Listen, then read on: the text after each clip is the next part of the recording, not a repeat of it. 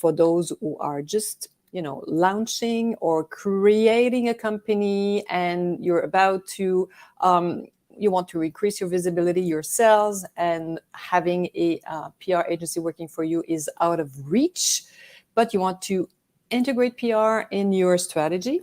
My program is for you, NATA PR School, and in less than 2 hours a day, week, in less than 2 hours a week, you can generate results, include PR in your marketing plan. So welcome to this PR Rendezvous, where we talk about advertising, publicity.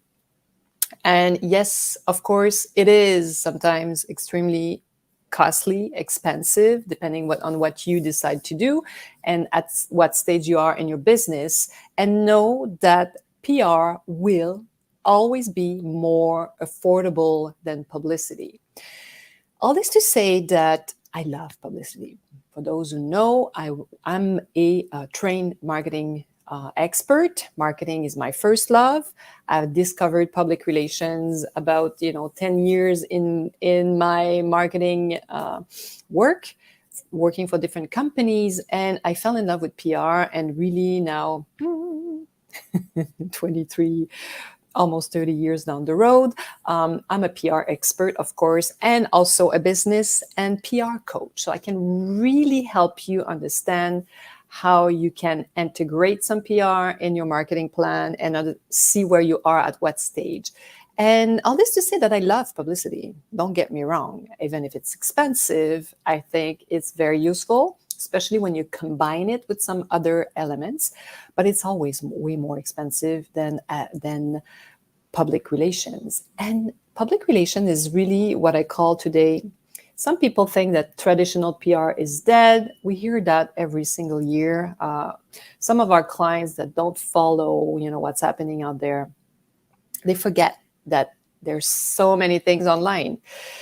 Like if you want to be in trade magazines, online magazines, they're all online. Newspapers are online. Even TV, you do a TV segment and then it's going to be shared online. So you can even share it on your social media platform. So PR is still extremely powerful and useful and pertinent. So, for example, we work for really high-end brands and they all have an ongoing public relations program. They don't even question it. They know they use us to be visible, to keep working on their credibility. And they know that if they're not there, well, their competitors are going to be there.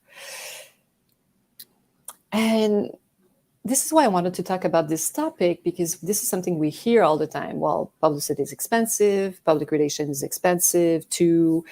Depends on what stage of your business you're at, of course. But if you're like me, you start your business. I started my business 20-something years ago. I was sitting in my living room, and now we have an office in Miami. We have a partner in LA. And I'm in not my usual setting. This is our Toronto office, and we have an office in Montreal as well. All this to say that people grow. So if you are at the beginning of it, you can start including PR in your marketing plan because it's not expensive. You can do it on your own. It's like accounting. And this is what I teach at the NATA PR School. I'm going to put the links below. You can always listen to our podcast and give you full of free tips and explain what PR is all about. I'm passionate about PR, and I know it's there to stay. It's a powerful tool that you can use today. It's not going to disappear. We're now so up to date in the sense that we are public relations expert. We're there to help you create the best organic part of your marketing plan. We are the best part of your organic marketing plan. This means, if you're not familiar with this term organic, that we know how to attract the attention of influencers, media, journalists, and they will decide, many of them decide to talk to you without an exchange of money. That's the whole meaning of organic. Organic means that you don't pay the influencer, you don't pay the journalist to talk about you, to tell your story.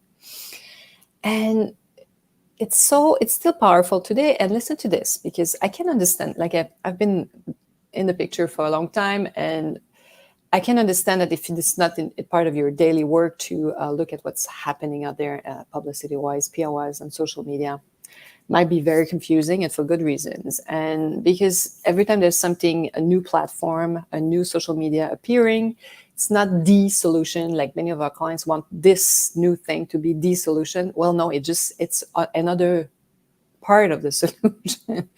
So there's this huge fragmentation, which this is why it's so difficult for you guys if you start at zero and you don't know how to begin. Yesterday, I was talking to a client of mine who's like, okay, I'm launching 2 new brands. It's like I'm launching two companies from zero. He has a lot of experience. And he wanted to know, so what should I do? Like, how's PR today? What would you do if you were me? And I was telling him it's the same thing, but more fragmented, in the sense that, back in the days, let's say you were talking to, you had a cooking appliance, so you were talking to all the journalists who talk about food and consumer products, specialized products. They still exist, and they're still all there. They still exist, those traditional media. They're also online, which is amazing. But then you have the chef that are like more or less famous. They become a personality, and then you'll be talking to these people as well. So there's more platforms, it's more fragmented. This is why it's becoming a little sometimes difficult to make choices. But if you are at the very beginning, PR should be in your marketing plan, because you can do it on your own in less than 2 hours a week. This is what I'm teaching you. I'm giving you my formula, how I train my staff, all the shortcuts at the NATA PR school. So get on the list, I hope I'll see you in class, because we'll have so much fun. I'll teach you so much information, easy steps you can do, and to generate results quickly, to get featured for free. So yes, publicity is more expensive, and there's many different ways to evaluate PR and publicity, but one of the traditional one that I like to compare is, let's say you run this Facebook campaign, and you can always calculate how much a sale is going to cost you in publicity. But I know that these are information that I have. All of our clients don't reveal, and they don't all reveal their sales to us. So all this to say that I know that an acquisition of email, let's say you want to create you want to grow your email list, and you're out there to acquire new potential clients. You want them to register, be on your email list to send them newsletter. Acquiring these emails can be very costly, depending on your industry. If you're like more niche, it can be anywhere between $1 and $10 per acquisition, per email. But if you compare it to, let's say you have a public relations campaign, you're featured in, I don't know, 3 newspapers, 3 online magazines, there are influencers talking about you, then you know that you were exposed to, I don't know, let's say millions of people, really, because it goes really fast. Of course, not everybody has seen it, but it's a potential of millions of people. So that's the exposure. Then it's a fractions of cents, of pennies, really, to have this potential to be exposed to these people. I know that some of you are very, very famous online. You have created this beautiful online community. Fantastic. This is perfect. Maybe you don't need PR because you're so successful there. But let's say you want to work on your brand, on what we call, there's publicity can do a lot of things. It's more like sell. You use publicity for sell, but publicity is really for your credibility, to create your brand, your image. It's also to gain consumer trust. Publicity will never do that. The only thing that can do that is really, really PR. And so this client, listen to this. And I can understand sometimes that you don't know what to do, and you think that now the solution is digital marketing. It's the way to go. And so some of our clients 3-4 years ago, when really Instagram was exploding, so they were like, oh, this is it. We have to concentrate there. Let's create our own department, hire people to do that. So they kind of, took our budget instead of saying, how can we work together? See what I mean? So they stopped doing PR like 100%, like poof, overnight. No more PR for, I guess, 3 years. And when they came back, So interesting. So we started, sending information about their new collections, their new jeans, their new activities, what's happening at the company. And this company was loved by influencers and media. And we had many people got back to us saying, "Oh my God, so happy to hear about them. We thought they were, they had disappeared, that they closed down."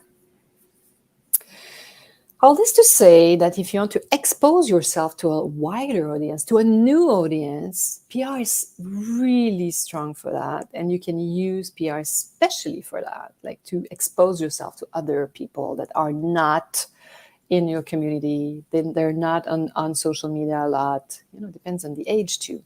But even your Gen Z, this young, when he's going to work, maybe he needs to drive his car. So what does he do? Maybe he's listening to the radio in his car.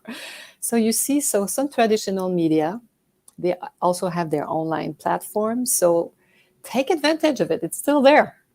Be there. If you're not there, who's going to be there? Your competitors, my friend.